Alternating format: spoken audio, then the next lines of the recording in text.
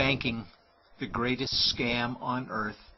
Thomas Jefferson said, "I believe that banking institutions are more dangerous to our liberties than standing armies.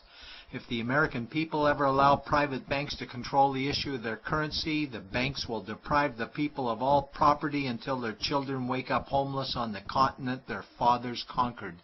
Jefferson's warning is already here. 40 million Americans are living on food stamps. Millions more are now homeless, living in tents, all because of one institution, the Federal Reserve System. The Federal Reserve is a group of private bankers who have stolen the money creation process from the American people. Most people still believe the Fed is an agency of the government working in our best interests. It is not. There is no greater form of evil in the world today, so let's explore the banking scam. None of us have ever been taught anything about money. The reason is to prevent us from learning the truth that money is a trick and money is a trap. When solving any crime, there's a universal truth: follow the money, but with the banking scam, follow it backwards. Where does money come from? The world's money supply is always growing. Where does all the new money keep coming from? Money comes from privately controlled global banks like the Federal Reserve System. They create money every day, which increases the world's money supply. Because all banks are either owned or controlled by private bankers, the real question is, how do private bankers create new money? And the answer is they create it out of thin air. Bankers create money out of nothing. They make it up. It is a fiction. Wow. Godlike power to create something of value out of nothing. A stroke of a keyboard and money is created. In fact, only 3% of the world's money is even in the form of bills and coins, which means 97% of all money in the world is just numbers typed on a computer screen. This is part one of the banking scam. Money is created out of nothing. The second part of the scam is this phony money is issued as debt. What is debt exactly? Well, when you consider we work our whole lives to pay it off, you could say debt is slavery. But whose debt is this phony money? It's our debt, all of it. It's our debt when we use credit cards, we get student loans, borrow money for mortgages, all bank borrowing. And it's our debt again when the government borrows, which is each and every day. In today's world, money is debt and debt is money, and don't forget the interest charges. Money equals debt and debt equals slavery, therefore money equals slavery. Our monetary system is a carefully concealed system of slavery. Why? Because our government can create the same money for free with no interest charges, just like they used to, as the Founding Fathers designed it inside the United States Constitution for our protection against private bankers. The third part of the banking scam is very evil. When bankers create money from nothing and issue it as debt, they only create the principal portion of the debt. They do not create the money for the future interest payments. There is not enough money in existence for all of us to make our interest payments. In fact, our money creation system is even mathematically impossible. Money issued by the banks, principal debt, does not equal the money demanded back to the banks, principal plus interest. We are forced to play a game of musical chairs to see who can make their debt repayments. This guarantees a world of bankruptcy, competition, and scarcity of money. For example, we go to the bank to borrow money for a house, let's say $100,000. The moment we sign the loan document, the bank creates the money out of thin air. A $100,000 debit gets registered for us and a $100,000 secured credit for them.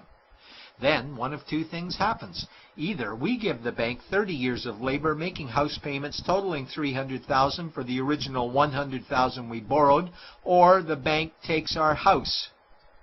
The bankers get either our labor for life or our house, and often they get both, all from money created out of thin air and issued as debt, for money made out of nothing. This is why all the bankers end up with all the assets. The fourth part of the banking scam is inflation. People think inflation is prices and costs increase. A better answer might be the value of our money always goes down. Inflation is created every time the central banks print money, which is every day. Where does all this new money get its value? The answer is it steals its value from the existing money supply, where our savings are. Our savings are disappearing because of the new money they're printing. If money creation was in balance with goods and services, there would be no inflation. Prices would stay the same. But the reality is banks always print money, driving prices ever higher, which steals the value of our savings, making them disappear. Since the private bankers created the private Federal Reserve in 1913, the United States dollar has lost 97 cents in purchasing power. An item in 1913 that cost $100 in 2011 cost $2,230, a price increase of 2,130%. This is the banking scam. 4 parts. Private bankers create money out of nothing and charge interest on it. There is no money created for the future interest payments, and inflation steals our savings every day. In order for the banking scam to be pulled over our eyes, the bankers need help from the likes of paid-for politicians and appointed civil servants, military-industrial complex, mainstream media, multinational corporations, and the bankers' good buddies. For example, what do our banker-controlled television networks say about criminal bankers? "Oh, bankers are our saviors. Chairman is Man of the Year. He saved the world. Bankers really do deserve their bonuses. They're so smart." And what do our banker-owned G20 politicians say we need to do?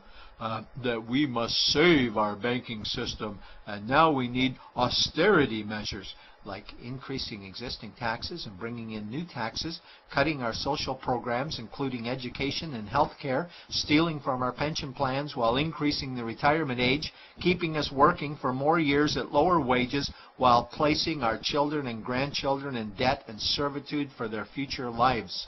We are being lied to that we must go deeper in debt for bailouts, stimulus packages, quantitative easing, saving the too big to fail banks, credit easing, currency interventions, all names that mean the same thing: more debt to us.